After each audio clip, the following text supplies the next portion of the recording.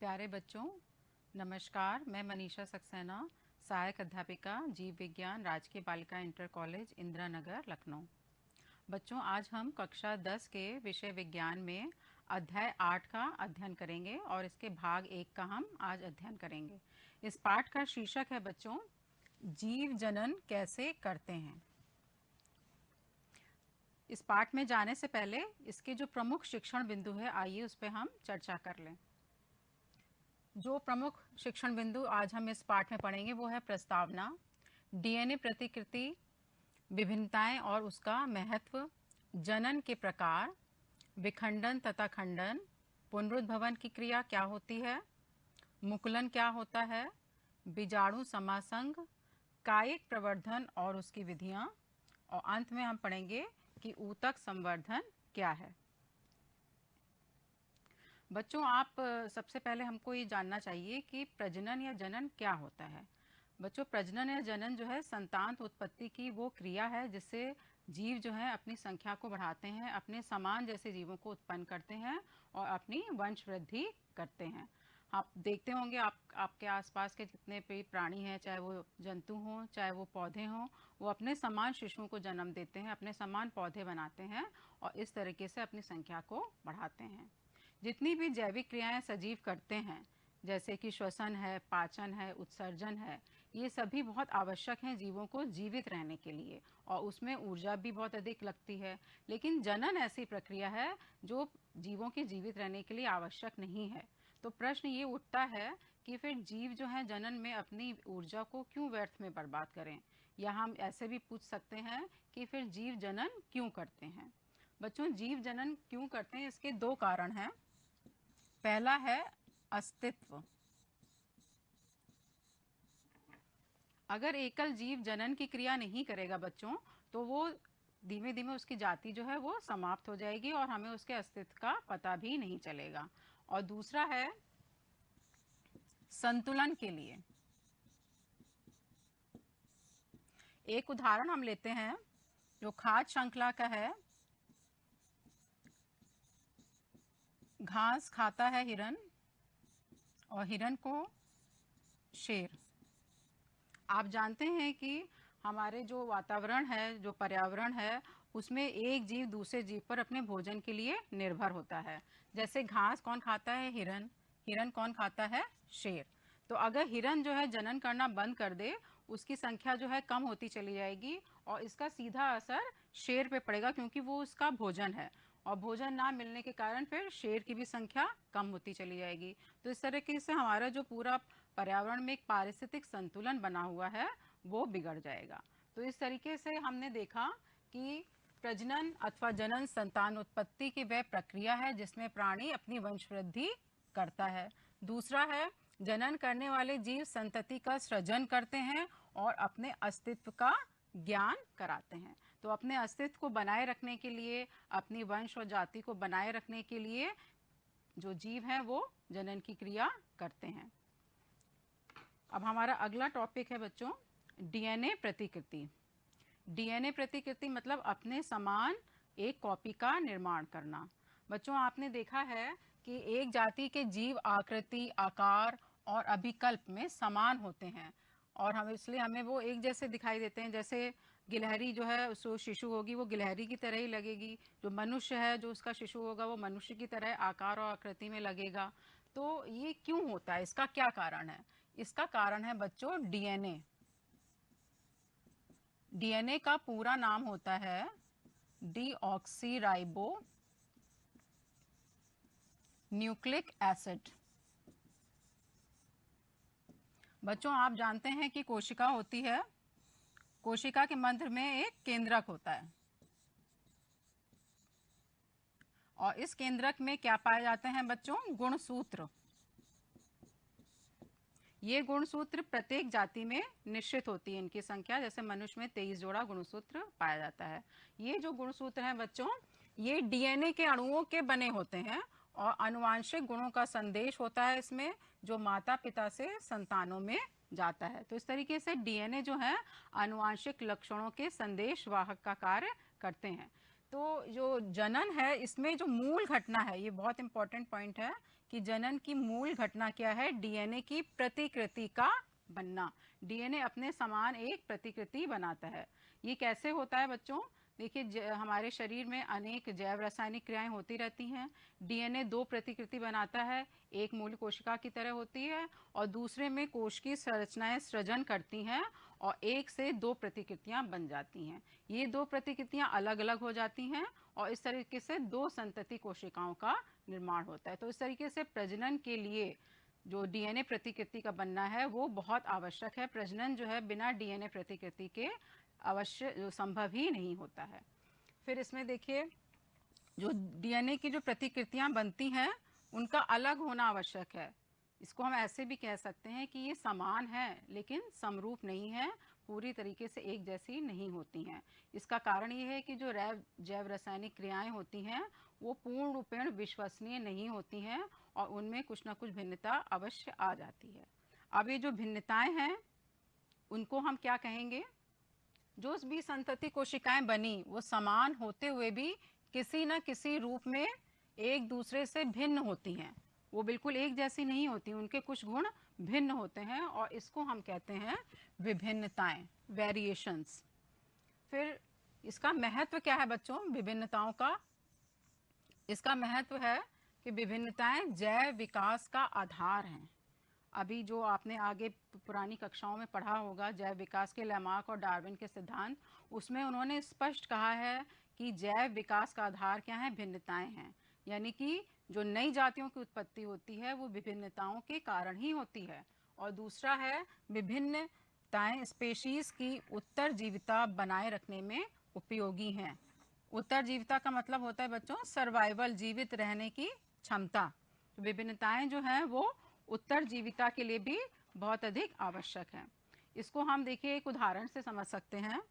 मान लीजिए किसी वास स्थान में कोई पॉपुलेशन या समष्टि रह रही है जिसमें सामान्य जीव भी हैं और विभिन्नताएं लेते हुए जीव भी हैं।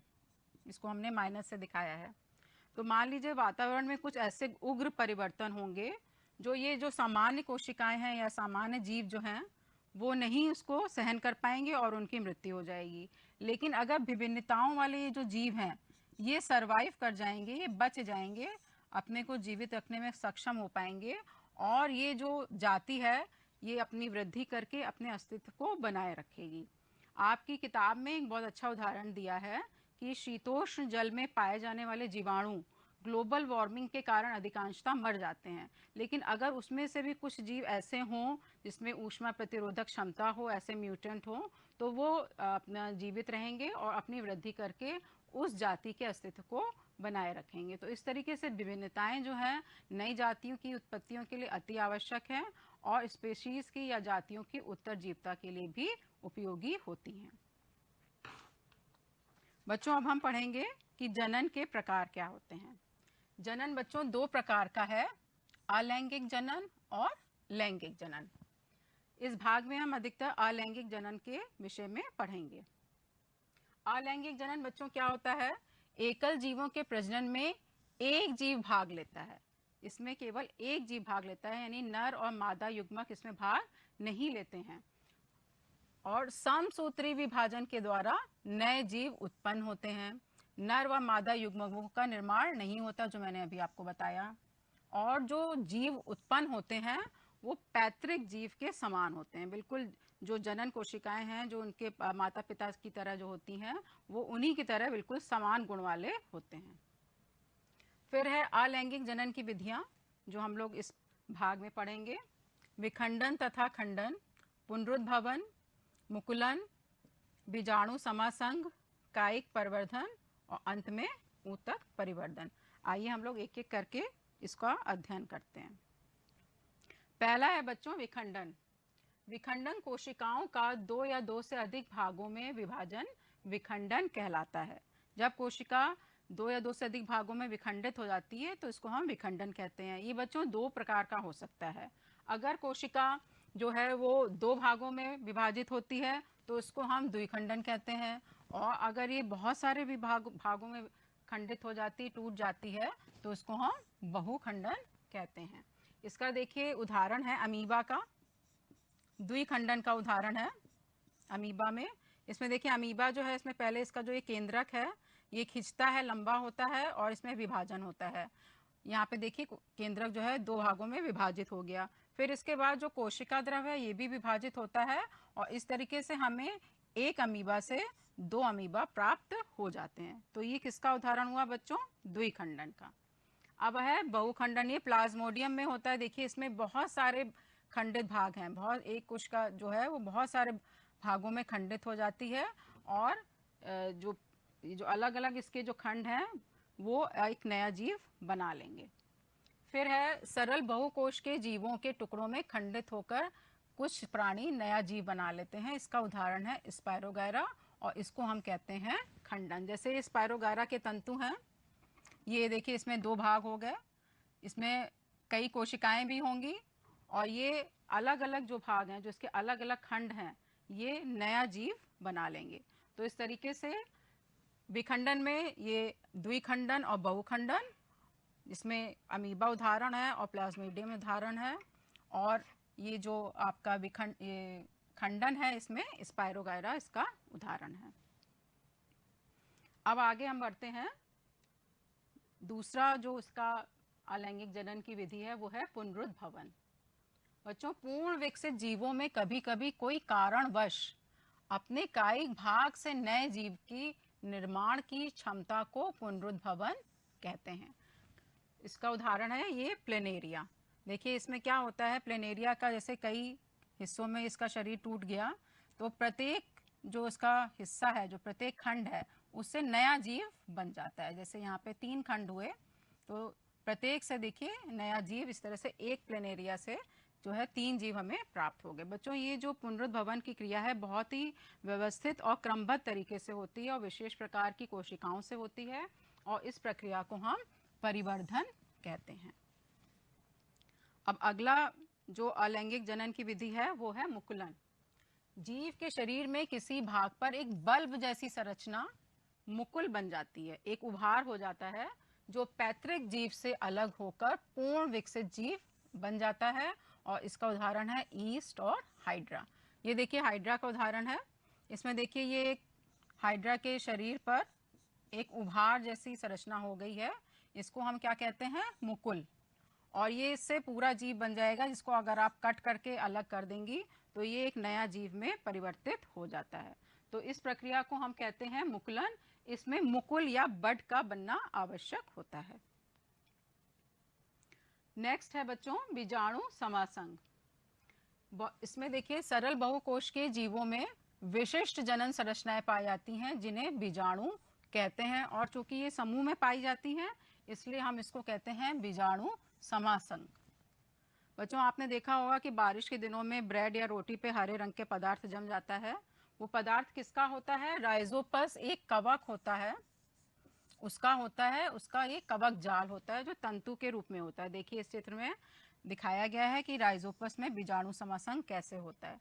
तो ये तंतु जो है ये कैप्सूल नुमा संरचना बनाते हैं जिसको हम कहते हैं बीजाणु धानी। इसकी जो परत है ऊपर की वो बहुत मोटी होती है और इसके अंदर छोटे छोटे बीजाणु गोल संरचनाएं बनते हैं।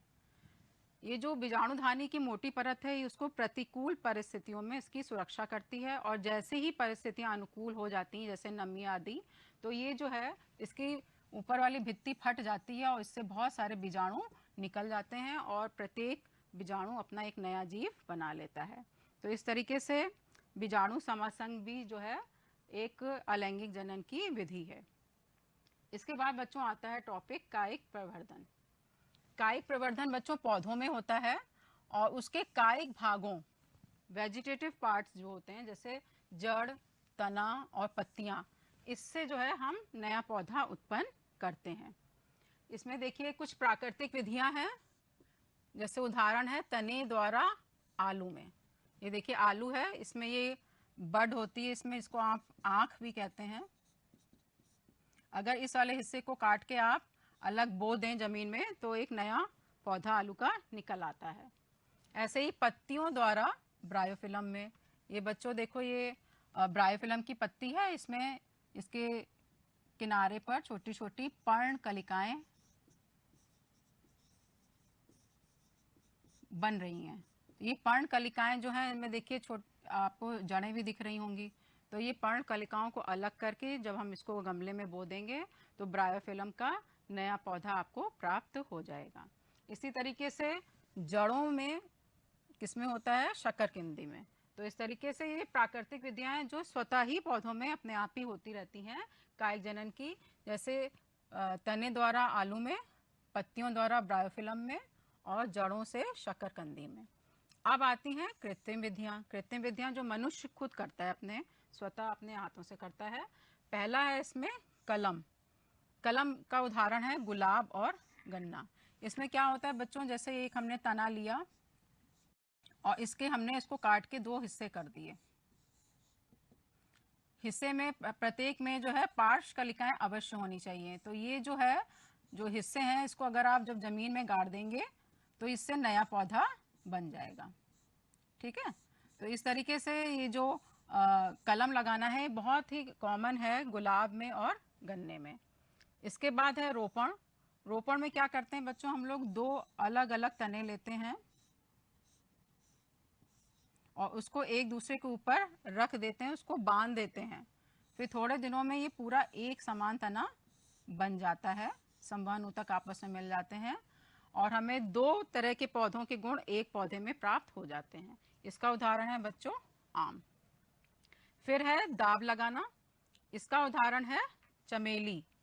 इसमें क्या होता है, कुछ पौधे जो होते हैं बच्चों उसकी तना बहुत कठोर होता है, तो उसकी जो नीचे वाली जो कमजोर या जो मुलायम टहनियाँ होती हैं उसको हम ऐसे जमीन के नीचे गाड़ देते हैं और इसमें अपस्थानिक जड़ें निकलने लगती हैं और फिर इससे नया पौधा बन जाता है। तो इस तरीके से इसको हम कहते हैं दाब लगाना। तो इस तरीके से कायिक परिवर्धन की प्राकृतिक विधियां होती हैं जो कि स्वतः होती रहती हैं और कृत्रिम विधियां जो मनुष्य स्वयं करता है। इसके तीन तरीके हैं, कलम लगाना, रोपण और तीसरा है दाब लगाना। अब हम लोग आते हैं कायिक प्रवर्धन का महत्व क्या है। बच्चों कायिक परिवर्धन का सबसे ज़्यादा महत्व है पुष्प एवं फल हमें कम समय में प्राप्त हो जाते हैं। अगर हम बीज से नया पौधा बनाएं, बीज से पहले फूल बनेगा, फूल से जो है फिर फल बनेगा, तो उसमें बहुत लंबा समय लग जाता है। और कायिक प्रवर्धन से हम बहुत कम समय में फल और पुष्प प्राप्त कर सकते हैं। दूसरा है बच्चों इसमें उन पौधों को विकसित करने के लिए जिसमें बीज उत्पन्न करने की क्षमता लगभग समाप्त हो चुकी है, यानी कि बीज रहित जो पौधे हैं उनको उगाने में कायिक परिवर्धन बहुत अच्छी विधि है और इसका उदाहरण है संतरा, गुलाब और चमेली। तीसरा है बच्चों जो पौधे उत्पन्न होते हैं कायिक प्रवर्धन से वो आंशिक रूप से, अनुवांशिक रूप से जनक पौधों के समान होते हैं। मतलब पूरी तरीके से वो जनक या पैतृक पौधों के समान ही उनके लक्षण होते हैं, उनमें कोई भी भिन्नता नहीं पाई जाती है। नेक्स्ट है बच्चों ऊतक संवर्धन। इसको टिश्यू कल्चर भी कहते हैं। ये बच्चों सबसे आधुनिक विधि है और इसमें हम क्या करते हैं, हम प्रयोगशाला में कुछ ऊतकों को और कोशिकाओं को एक कृत्रिम पोषक माध्यम में उसको विकसित करते हैं, उनका विभाजन होता है और हमें एक कोशिकाओं का समूह प्राप्त होता है जिसको हम कहते हैं कैलस। ये कैलस को हम फिर हार्मोन के माध्यम में पोषण के लिए रख देते हैं और उससे छोटे छोटे पौधे निकल आते हैं। फिर उनको हम मिट्टी में रोप देते हैं जो कि एक नया पौधा बन जाता है। तो इस तरीके से ऊतक संवर्धन की जो विधि है वो बहुत ही नई विधि है और प्रयोगशाला में होती है और इसके कई महत्व भी हैं।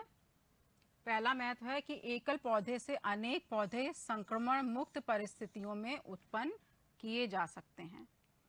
एक पौधे से हम अनेक पौधे बना सकते हैं इस विधि के द्वारा। दूसरा सजावटी पौधे के संवर्धन में, जैसे ऑर्किड्स में जो सजावटी पौधे हैं जो हम अपने बगीचे में लगाते हैं उनको भी हम ऊतक संवर्धन की विधि से बना सकते हैं। इसके अलावा बच्चों जैसे दूसरे भौगोलिक क्षेत्र के जो पौधे हैं उनको हम प्रयोगशाला में एक नियंत्रित तापमान या वातावरण और पोषक माध्यम देकर उनको हम कहीं भी उसको उत्पन्न कर सकते हैं। जैसे पहाड़ों पे जो पाए जाते हैं पौधे, उनको हम मैदानी क्षेत्रों में भी उगा सकते हैं इस माध्यम से, और इसको कहते हैं ऊतक संवर्धन। तो बच्चों, आज हम लोग ने क्या क्या पढ़ा? आज हम लोग ने पढ़ा कि जीव जनन क्यों करते हैं, डीएनए प्रतिकृति क्या होती है, विभिन्नताओं का महत्व क्या होता है, और अलैंगिक जनन और लैंगिक जनन क्या है। अलैंगिक जनन के विभिन्न विधियां कौन सी हैं, जिसमें हमने पढ़ा कि विखंडन, द्विखंडन, बहुखंडन, मुकुलन, पुनरुद्भवन, और अंत में हमने पढ़ा कि कायिक प्रवर्धन क्या होता है और ऊतक संवर्धन क्या होता है। अब आपको जो है इसके गृह कार्य दे रही हूँ। गृह कार्य में आप लोग ये प्रश्न अवश्य कर लीजिएगा अपनी कॉपी में। पहला प्रश्न है, डीएनए प्रतिकृति का प्रजनन में क्या महत्व है? आपको बताया है कि डीएनए प्रतिकृति का बनना प्रजनन की एक मूल घटना है, तो इसके बारे में आपको बताना होगा। बीजाणु द्वारा जनन से जीव कैसे लाभान्वित होते हैं? बीजाणु समासंघ है, उसमें जो है जीव उससे कैसे लाभान्वित होते हैं, क्या लाभ हैं उसके। आपको बताया था कि अनुकूल परिस्थितियां आएंगी तो वो अपना नया जीव बना लेगा, वो उसकी दीवार जो फट जाती है, लेकिन प्रतिकूल परिस्थितियों में वो उसके अंदर सुरक्षित रहता है। तीसरा है, कायिक परिवर्धन की विभिन्न विधियों का सचित्र उल्लेख करिए। जो उसकी विभिन्न विधियां हैं, आपको प्राकृतिक विधियां और कृत्रिम विधियां, उसको आप चित्र सहित अपनी कॉपी में बनाना है। चौथा है, अलैंगिक तथा लैंगिक जनन में क्या अंतर है? मोटा मोटा अंतर आपको पता ही है कि अलैंगिक जनन में जो है एकल जीव के द्वारा जनन होता है, नर और मादा युग्मक इसमें भाग नहीं लेते हैं। लेकिन जो लैंगिक जनन है उसमें नर और युग्मक भाग लेते हैं, निषेचन की क्रिया भी होती है। प्रश्न 5, अलैंगिक जनन की विभिन्न विधियों के नाम लिखिए जो हमने इस पाठ में पढ़े हैं। तो इस तरह से बच्चों, आपको आशा है ये जो हमारा अध्याय 8 है, जीव जनन कैसे करते हैं, उसका भाग 1 अच्छी तरीके से समझ में आ गया होगा।